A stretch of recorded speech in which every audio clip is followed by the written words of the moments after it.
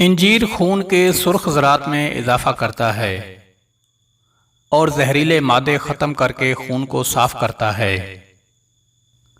अगर किसी को खून की कमी हो तो हर तीसरे दिन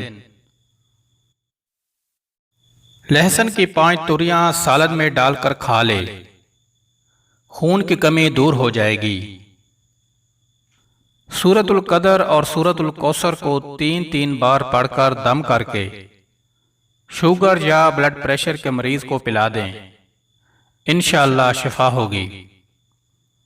सरसों के तेल के चंद कतरे आंखों पर लगाकर रात को सोते वक्त मालिश करें। इस तरह नजर कमजोर नहीं होगी। हरीड़ के कम से कम 3 दाने सुबह शाम खाएं। बाल लंबे घने और काले हो जाएंगे।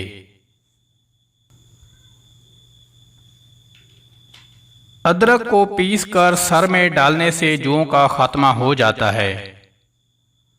तोरी की सब्जी बुखार में बहुत ज्यादा फायदेमंद होती है और कब्ज को भी दूर करती है। बीमारों को चुकंदर के पत्ते खिलाओ, क्योंकि इनमें शिफा ही शिफा है। खाने के बाद थोड़ा सा नमक चाट लो, इस तरह बदहज़मी नहीं होगी। सुर्ख अनार अगर दोपहर को नमक और स्याह मिर्च के साथ 21 रोज लगातार इस्तेमाल करें तो चेहरे की जर्दी दूर हो जाती है।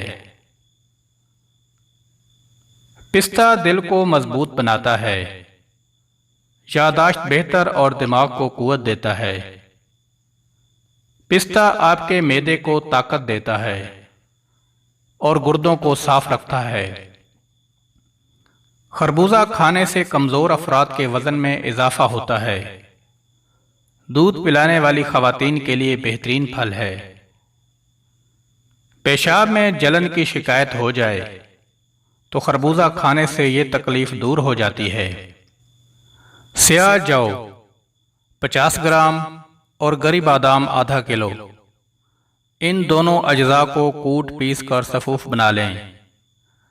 1 चम्मच चाय वाला पानी के हमरा खाएं। शुगर से हमेशा के लिए छुटकारा पाएंगे।